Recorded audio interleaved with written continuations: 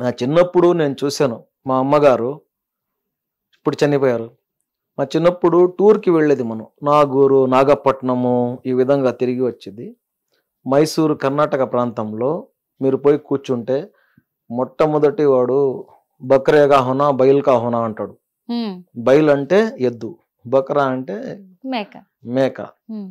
ఆ రోజు ఏమంటే అడగకుండా వాడు తెచ్చి పెట్టేశాడు. మనకు తెలీదు, అంటే మనం టూరిస్ట్ కదా. పెట్టేశాడు. ఈమె ఒకటి తినేసింది. పక్కన అడుగుతున్నాడు బక్రేగా హోనా బయలుగా హోనా అంటే నాకు చెప్పింది అది అసలు ఇది ఏంది తెచ్చి పెట్టింది అడుగు అంటే బయలుగా అన్నాడు. బయలుగా అంటే ఎద్దుది. టూర్ మొత్తం వామిటింగ్ చేసుకునింది ఆమె. అంటే మా అమ్మ ఒక ఆమె కాదు, చాలా మంది ఇలాంటి అమ్మలు ఉన్నారు. ఇంట్లోకి కూడా రానియకుండా చూసుకునేవాళ్ళు. కాకపోతే కొంతమంది నేను ఇక్కడే చూస్తున్నాను పాత బస్తీలో కొన్ని ఎందుకంటే కొంతమంది కాదు చాలా మంది కూడా బీఫ్ షాప్లే నడిపించుకుంటూ ఉన్నారు. మా వృత్తే ఇది అని చెప్పుకుంటూ ఉన్నారు. ఎందుకు తప్పవుతుంది అంటున్నారు. కళ్యాణి బిర్యానీలో కూడా బీఫే కదా అమ్మేది. అది ఎవరిదమ్మా? అది ముస్లింలదే.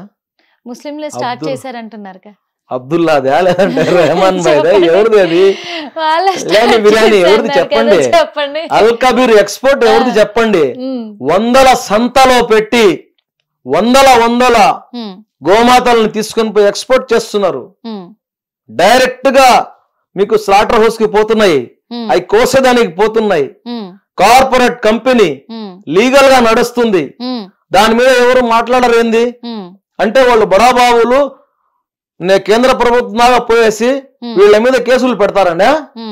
ఒక ముస్లిం గాని మాట్లాడితే అతని మీద కేసులు పెడతారు. మాట్లాడడం అంటే వీళ్ళ మీద వ్యతిరేకంగా మాట్లాడడం కాదు, వీళ్ళు మాట్లాడినందుకు జవాబు చెప్తారు. జవాబు చెప్పిన ముస్లింల మీద కేసులు పెడతారు. వీళ్ళైతే వాళ్ళని ఎవరిని అడగరు. వాడెవరో చిన్నది పెట్టుకొని వాడెవరో తీసుకొని పోతా ఉంటే వాడిని పట్టుకొని కొట్టి చంపడము. రైల్లో మీరు చూసి ఉంటారు, ట్రైన్ లో ఒక అతను పొట్టేల మాంసం తీసుకొని పోతున్నాడు ఇదే బక్రీద్ సందర్భంగా. నాన్న ఇది పొట్టేలరా, మీరు చెక్ చేసుకుని రా, అప్పుడు కొట్టండి నాకంటే కూడా వినలేదు. నిర్దాక్షిణ్యంగా చంపారు అతన్ని. ఏం మీరు పోలేరా అల్ కబీర్ దగ్గరికి?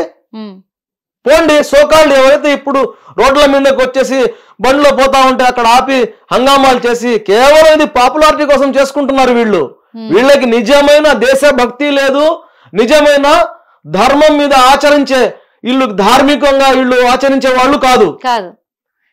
ఇంకొకటి ఏంటంటే మీరు చెప్పే మాట ఏంటంటే బక్రీద్ అప్పుడే వీళ్ళకి ఎందుకు గుర్తొస్తుంది? నార్మల్ గా కూడా బయట బీఫ్ వ్యాపారం చాలా మంది చేస్తున్నారు, ముస్లింలే కాకుండా హోటల్స్ లలో జరుగుతుంది. మరి డైలీ పోరాడొచ్చు కదా అంటారా? డైలీ పోరాడడం కాదమ్మా, ఒక సంఘం లాగా ఏర్పాటు చేసి మత గురువులు ధార్మిక పండితులు భారతదేశంలో ఎంతో మంది ఉన్నారు, వాళ్ళందరినీ ఏకం చేసి అందరిది ఒకటే నినాదం కదా, ఏకం చేసి కేంద్ర ప్రభుత్వం పైన ఒత్తిడి తీసుకుని వచ్చి జాతీయ జంతువుగా ప్రకటించండి, ఒక యాక్ట్ తీసుకురండి. మనిషిని చంపితే ఎంత నేరం ఉందో అంతే నేరం అని చెప్పి చెప్పండి. హత్య చేసినంత నేరం అని చెప్పి ఒక యాక్ట్ తీసుకురండి. ఎవరికైనా దమ్ము ఉందేమో కన్నెత్తి చూస్తాడేమో చూడండి. ఆవుని కానివ్వండి, బర్రెని కూడా చూడడు. దొరుకుతుంది, అమ్ముతున్నారు, అందరూ సహకరిస్తున్నారు. ఆ ఏరియా కార్పొరేటర్ హిందూ అయితే ఏం చేస్తాడు? మా ముస్లిం ఓట్లు 100 ఉన్నాయిలే, వాళ్ళు అమ్ముకునేవ్వండి అని చెప్పి చెప్తాడు. ఇలాంటివి కూడా ఉన్నాయి. మావాడే అని చెప్పి కొన్ని చోట్ల ఉంది కదా. ఇప్పుడు నేను చెప్తున్నాను, అల్ కబీర్ కాకుండా ఇంకా 4 ఎక్స్పోర్ట్ కంపెనీలు ఉన్నాయి, అన్ని నాన్ ముస్లింసే కదా. వాళ్ళని ఎందుకు ఆపడం లేదు? ఇది నేను కాదు, ఎంతో మంది చెప్పారు ఈ మాట, ఎన్నోసార్లు చెప్పారు. డెబిట్లలో చెప్పినారు, టీవీ ఇంటర్వ్యూలో చెప్పినారు. ఎవరు పోరు? చిన్న చిన్న వాళ్ళు ఏం చేసుకోలేరని చెప్పేసి ముస్లింలు ఎవరైతే చిన్న పనులు చేసుకునే వాళ్ళు, జవాబు ఇవ్వలేని వాళ్ళు, వాళ్ళ మీద పడి ఏడుస్తూ ముస్లిం సమాజాన్ని బద్నాం చేస్తూ అందరూ ఏదో గోవు ముక్క లేనిదే ముద్ద దిగదు ముస్లింలకు అనే విధంగా మాట్లాడుతున్నారు. ప్రవక్త ముహమ్మద్ సల్లల్లాహు అలైహి వసల్లం వారు రోజు మాంసం తినలేదు, రోజు మేకని కొయ్యలేదు, రోజు ఒంటల్ని కొయ్యలేదు. ఖర్జూరపు కాయలు, మేకపాలు, రొట్టెలు తినారు. రంజాన్ కి అదే అనుకుంటాము, ఒక పొద్దు సాయంత్రం ఒక పొద్దు ఇడిచిన తర్వాత కూడా సైరన్ మోగినాక మీరు చేసేది కూడా ఫ్రూట్స్ తింటారు. రంజాన్ ఉపవాసము మీకు ఎందుకంటే సాటివాడి ఆకలి తెలుసుకోవాలని, అంటే ఎవరైతే అన్నం తినలేని కొనలేని పరిస్థితుల్లో ఉంటారో, ఆహారం దొరకని వాడి ఆకలి తెలవాలి అని చెప్పి ఒక సమయం నిర్ధారించి, అంటే పీక్ స్టేజ్కి వచ్చేదాకా ఆకలి, ఉదయం నుంచి సాయంత్రం దాకా మంచినీళ్ళు కూడా ముట్టుకోకూడదు, ఎంగిలి కూడా మీరు మింగకూడదు అని చెప్పేసి అని చెప్పేసి ఇది తప్పనిసరిగా మీరు పాటించాలి అని చెప్పి, ముస్లిం అయిన వాడు ప్రతి ఒక్కరు పాటించాలి అని చెప్పి ఎందుకు చెప్పారంటే, నీ సాటివాడి ఆకలి బాధ నీకు తెలవాలి అని చెప్పి ఆ యొక్క రోజా పద్ధతిని, ఉపవాసాన్ని పెట్టారు. అప్పుడు మీకు చూడండి, పెద్ద పెద్ద ధనవంతులు కూడా రోజా ఉంటారు. ఆ ఆకలిని తెలుసుకునే దానికి ఆ పండుగ అంటే సెలబ్రేషన్. ఎందుకు? దైవ గ్రంథం ఖురాన్ అవతరించినందుకు సెలబ్రేషన్. అదేవిధంగా పేదలను గుర్తించాలి, వాళ్ళ ఆకలిని గుర్తించాలి, వాళ్ళ ఆర్థిక స్తోమతను గుర్తించాలి అని ఫిత్రా, జకాత్ అంటే ధనవంతులు వద్ద ధనం ఉంటది, ఏదైతే ఉంటుందో బ్యాంక్ బ్యాలెన్స్, అంటే అప్పులతో ఆ విధంగా కాదు, అప్పు లేకుండా ఏదైతే మిగులు బడ్జెట్ ఉంటుందో, నగలు కానివ్వండి, ఆస్తి కానివ్వండి, దాంట్లో నుంచి 2.5% తీసి అర్హులైన పేదలకు ఇవ్వాలి. ఆకలితో ఉన్న వాళ్లకు అన్నం పెట్టాలి. మొదటి ప్రాధాన్యత దానికే ఇస్తుంది మీకు ఇస్లాం. వకీముస్ సలాత వాతు జకాత్. సలాత అంటే నమాజ్, ప్రార్థన చేయడం. నువ్వు జకాత్ ఇవ్వకుండా నువ్వు నమాజ్ చేస్తే నీ నమాజ్ దిబ్బలో పారేస్తాను ఉంటుంది. అంటే ఇంత మంచి సాంప్రదాయాలు కలిగిన మతము ముస్లిం మతము, ఇంత మంచి ఆచారాలు ఉన్నాయి, ఇంత మంచి కట్టుబాట్లు ఉన్నాయి, ఇంత మంచి పద్ధతులు ఉన్నాయి, అంటే పక్కన వాడి బాధను అర్థం చేసుకో అనే విధంగా కూడా ఉన్నాయి. అలాంటిది ఇక్కడ మెయిన్గా మరి ఎందుకు అంటే, హిందువుల సాంప్రదాయాన్ని హిందువులు పాటిస్తున్నప్పుడు, ముస్లింల సాంప్రదాయాన్ని ముస్లింలు పాటిస్తున్నప్పుడు ఒకరినొకరు కించపరుచుకునే విధంగా ఎక్కడా లేదు. ఇక్కడ మీరు చెప్పిన విధానంగా ఎక్కడ ఎవరిని చెప్పాను నేను, ఎక్కడా లేదు. కించపరుచుకునే విధంగా లేనప్పుడు ఎందుకు హిందూ ముస్లింల మధ్య వైరం ఏర్పడుతుంది? కర్ఫ్యూలు జరుగుతున్నాయి, ఎందుకు ఇద్దరికి పడట్లేదు? అసలు ఎక్కడ జరుగుతుందంటారు పొరపాటు? అనేక కారణాలు ఉన్నాయి దీనికి.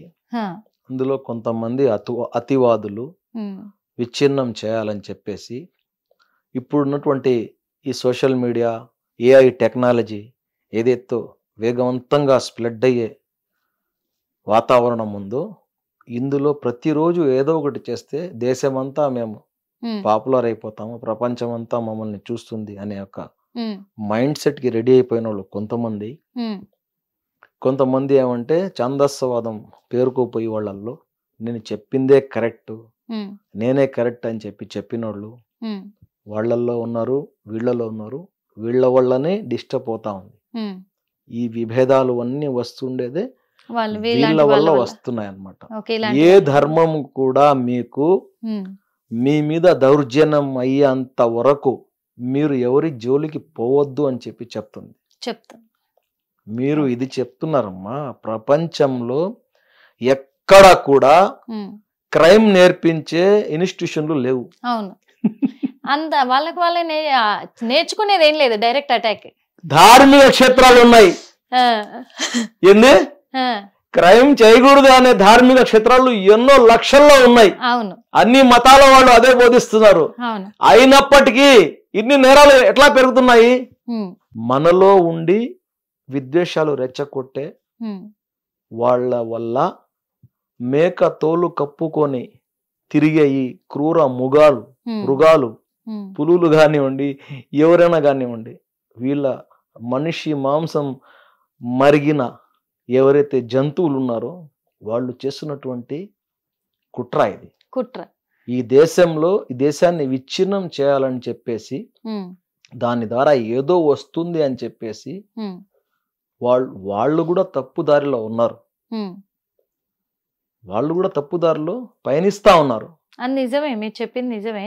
హిట్ టీవీ యాప్, ఇందులో short news, live news, entertainment shows, movies, digital magazines తో పాటు మీ జిల్లా వార్తలను కూడా ఫ్రీగా చూడొచ్చు. ఇంకెందుకు ఆలస్యం, వెంటనే హిట్ టీవీ యాప్ ని డౌన్లోడ్ చేసుకుని ఫ్రీగా ఎంటర్టైన్మెంట్ పొందండి. Hit TV app, hit TV app, please download hit TV app. Hit TV app ని ఫ్రీగా డౌన్లోడ్ చేసుకుని ఎంజాయ్ చేయండి. మీకు నచ్చిన ఎంటర్టైన్మెంట్ కోసం హిట్ టీవీ యాప్ ని ఫ్రీగా డౌన్లోడ్ చేసుకుని ఎంజాయ్ చేయండి. హిట్ టీవీ యాప్ ని డౌన్లోడ్ చేసుకుని ఆస్వాదించండి, ఆశీర్వదించండి. ఇంతమంది సెలబ్రిటీలు హిట్ టీవీ యాప్ ని డౌన్లోడ్ చేసుకోండి అని చెప్తున్నారంటే ఎంత మంచి యాప్ ఆలోచించండి. అమెరికా అమెరికా అమెరికా అమెరికాలో చదవాలనుకునే వాళ్ళకి విశ్వసనీయమైన పేరు మన శౌర్య కన్సల్టెన్సీ. UK లో 1 year masters, UK లో 1 year masters, 2 years work permit up to 5 years visa. Contact Saurya Consultancy. Contact 89851 89851.